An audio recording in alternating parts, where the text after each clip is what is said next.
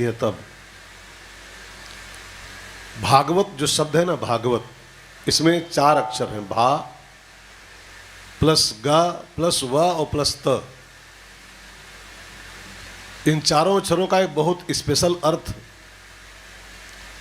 संतों ने खोजा है। आप जरा इसको एक बार ध्यान देकर समझ लो, फिर प्रवेश करते हैं। पहला अक्षर है भा, और भा की परिभाषा संतों ने बताई है भागीरथी। भा माने भागीरथी, ये गंगा है। ये खाली स्टोरी नहीं है कृष्ण भगवान की, ये खाली कुछ कहानियों का गुच्छा नहीं है, कुछ कहानियों को पिरो करके और एक पोथी बना दी गई। ये साक्षात भागीरथी है।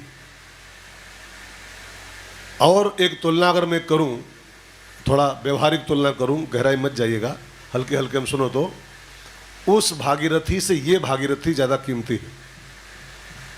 उसको मैं छोटा नहीं कर रहा हूं, लेकिन तुलनात्मक विवेचन किया जाए तो परिभाषा ये निकलेगी कि वो भागीरथी भी बहुत अच्छी है, लेकिन ये उससे भी अच्छी। क्यों? उसमें 2-3 कारण हैं, जरा ध्यान देकर सुनो। उस भागीरथी में नहाना हो, उस वाली गंगा में, तो आपको यहाँ आना पड़ेगा। आप जहाँ से हो वो आपको यहाँ आना पड़ेगा। हरिद्वार आओ, चाहे प्रयागराज जाओ, चाहे गंगा सागर जाओ, गंगोत्री जाओ, जहाँ, लेकिन आपको जाना पड़ेगा, वो आपके घर नहीं आएगी। लेकिन ये ऐसी उदार भागीरथी है, जहाँ बुला लो वहीं पहुँच जाती है। जिस गांव में चाहो, जिस शहर में चाहो, अपने आंगन में चाहो, अपने द्वारे पर चाहो, वो गंगा नहीं आएगी, वहाँ आपको आना पड़ेगा। गर्ज हो तो आओ, इसको आप जहाँ चाहो वहीं पहुँच जाएगी। दूसरी बात, उस भागीरथी में नहाने जाओ और बाई चांस पांव रपट जाए और चैन हाथ से छूट जाए, जंजीर हो, तो उसमें अगर पांव रपटा और डूबे तो गए काम से। लेकिन इसमें जो डूब जाए, इस गंगा में, वो मरेगा नहीं। उसमें डूबा वो मर जाएगा, इसमें डूबेगा वो मरेगा नहीं, उतर जाएगा। वो मार देती है और ये तार देती है। ये मैं कोई छोटा बड़ा नहीं कर रहा हूं कि वो छोटी है बड़ी है, लेकिन एक तुलना कर रहा हूं, खाली तुलना। उस भागीरथी में खाली पानी भरा है, थोड़ा अच्छा पानी है, बढ़िया पानी है। लेकिन इस भागीरथी में पानी नहीं भरा, बानी भरी। व्यास जी के ऐसे वैयासिक बाणी भरी हुई, हाँ, व्यास जी की बाणी भरी हुई। तो वहां पानी है, इसमें बानी है। एक और बात कह दूं, थोड़ा सा बहुत गहरा विवेचन संतों ने खोजा है, उसमें और इसमें तुलनात्मक अध्ययन किया है। वो गंगा आपके खाली पाप धो सकती है, बस। वो गंगा, उसमें नहाओ तो पाप धुल जाते हैं।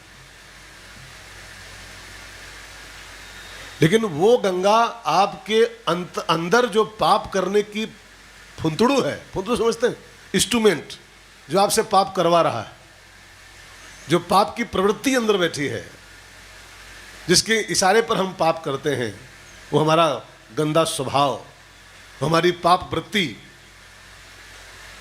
वो गंगा आपके किए पापों को खाली धो सकती है। लेकिन आपके भीतर बैठा जो तत्व आपसे पाप करवा रहा है, उसकी सफाई, उसका सुधार वो गंगा नहीं कर सकते। उसका सुधार तो ये गंगा करते, ये वाली गंगा तो गंगा ही है। बस भागवत का पहला अक्षर भा, और भा माने भागीरथी, ठीक है। दूसरा अक्षर है ग,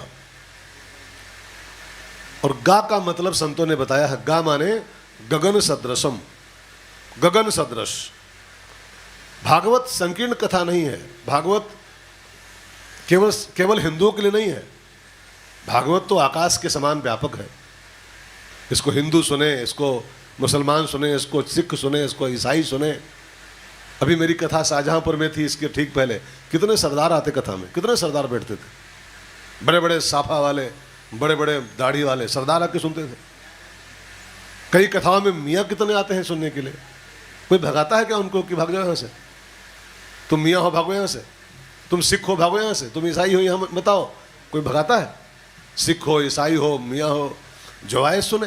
गगन सदृशम, जो सर्वव्यापी है, जैसे आकाश सबके लिए है, हिंदुओं का आकाश अलग नहीं है, मुसलमानों का आकाश अलग नहीं है, ऐसे भागवत सबके लिए आकाश के समान सर्वव्यापी है, गगन सदृशम, ठीक है, ग। तीसरा अक्षर है व, और व माने होता है वर्धन, वर्धन। ये हमारे जीवन में कुछ बढ़ाती है, हमारे जिंदगी में कुछ किन चीजों का वर्धन करती है, किसी किसी चीज का। साफ साफ लिखा है, भक्ति ज्ञान विरागाप्तो विवेको वर्धते महान। ये भागवत कथा जो सुनेगा उसके जीवन में 4 वस्तुओं का विकास होता है, भक्ति, ज्ञान, वैराग्य और विवेक। इन 4 का जो वर्धन करती है, विकास करती है, उसका नाम होता है वह भागवत। और चौथा अंतिम अक्षर है त, और त माने होता है तर्पण, तर्पण। भागवत जो सुनता है उसके पितरों का वास्तविक तर्पण होता है, वास्तविक। बाकी तो तर्पण की और भी प्रक्रियाएं बहुत सी हैं, पंडित लोग कराते हैं, घाट पे कराते हैं, तर्पण की विधि दूसरी है वैसे हमारे यहाँ, लेकिन उस तर्पण से इसका उद्धार नहीं हुआ है। कल आप सुन रहे धुंधकारी का प्रसंग सुने थे, वो तर्पण उसका खूब हुआ था, वो वाला तर्पण जो आप करते हो पितरों के लिए, खूब तिल पानी दे गए थे उसको, हाँ?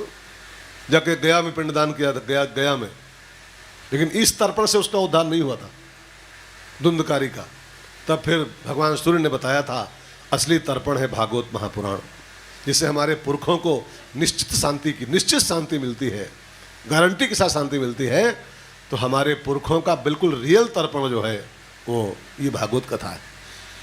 और शायद अध्यक्ष जी ने इसलिए रखा भी है पितृपक्ष में इसको, कि एक तो हरिद्वार की धरती है, पितृपक्ष के दिन शुरू हो गए हैं, और ऐसे में हमारे पुरखों का बिल्कुल रियल तर्पण हो जाए, हमारे पुरखे सब परम शांति की प्राप्ति करें, इस मंगल कामना के साथ ये तर्पण का अनुष्ठान रखा गया है। देखिए, मैं उसकी मनाही नहीं कर रहा हूँ, वो भी करिएगा, खूब तिल पानी खूब करिएगा, हाँ? तिल पानी चावल जो भी करते हो वो सब परंपरा हमारी, उसकी बुराई नहीं कोई कर सकता है। और जो करे वो हिंदू नहीं है, हाँ? जो करे वो हिंदू नहीं, ये सब बकवास नहीं कुछ भी। लेकिन बकवास तो नहीं कहा जाए, लेकिन ये भी तो सत्य है कि उस तर्पण से तर्पण श्रेष्ठ, हाँ? और वो तर्पण कारगर होता धुंधकारी क्यों नहीं तरा? फिर धुंधकारी को शांति उस तर्पण से क्यों नहीं मिली, इस तर्पण से मिली, हाँ? तो अपने पूर्वजों का रियल तर्पण हम लोग यहाँ पर कथा के साथ साथ कर रहे हैं। तो आइए आज हम लोग कथा की यात्रा शुरू करेंगे। कल कथा नहीं हुई थी, कल तो खाली हुआ था क्या महात्म्य, पद्म पुराण से था। भागवत की कथा तो रियल जो कथा है वो आज से स्टार्ट होगी। भागवत में स्कंद हैं 12 स्कंद पूरी कथा में। आप सब जो पढ़ते हो जानते होगे, 12 स्कंदों की कथा है ये। स्कंद माने क्या बोलेंगे, कांड कह लो इसको आप, कांड। जैसे रामायण में कांड है, ऐसे भागवत में स्कंद है। वहाँ सोपान नाम है इसका, स्कंद नाम है। कहीं कहीं सर्ग नाम होता है, सर्ग, वाल्मीकि रामायण में सर्ग होते हैं, कहीं कहीं सर्ग हैं, कहीं कुछ है, तमाम भिन्न भिन्न नाम है सभी इनके अध्यायों।